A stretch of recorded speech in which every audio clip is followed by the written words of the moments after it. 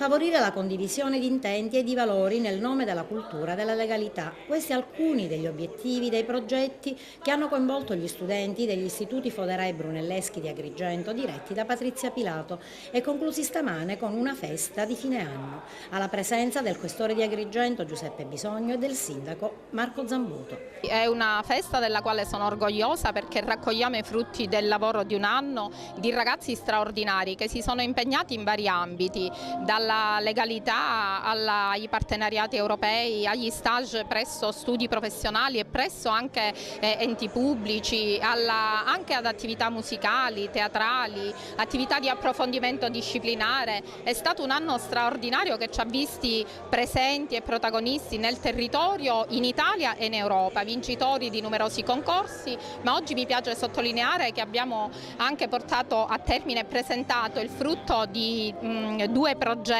sulla legalità che abbiamo realizzato in collaborazione con il Comune di Agrigento e con la Questura di Agrigento, che hanno affermato ancora una volta quanto la nostra scuola sia un presidio di legalità e giustizia dove si insegna e si impara per contro a vivere e convivere in maniera civile. Una grande festa che cementifica il rapporto tra la scuola e le istituzioni.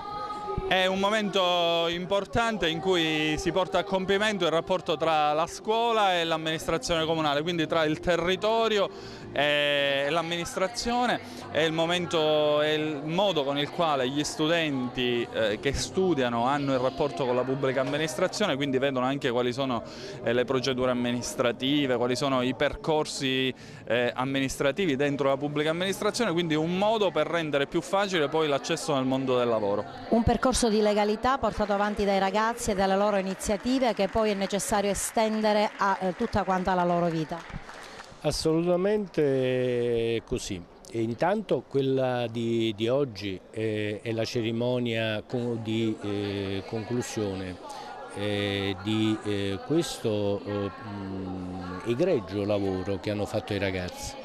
E loro nell'ambito di un protocollo di partenariato tra la Questura e l'Istituto Foderà hanno frequentato per molti giorni i nostri uffici, hanno visto le nostre attività, si sono confrontati con i miei uomini, con i miei funzionari e quindi poi hanno prodotto un elaborato scritto e un video. Io li ho visti e ritengo che effettivamente il lavoro sia stato proficuo. Ovviamente tutto questo deve continuare con il loro comportamento in coerenza con quello che ognuno ritiene di voler fare da grande e secondo appunto i valori e i principi in cui crede, altrimenti poi sarebbe tutto vano.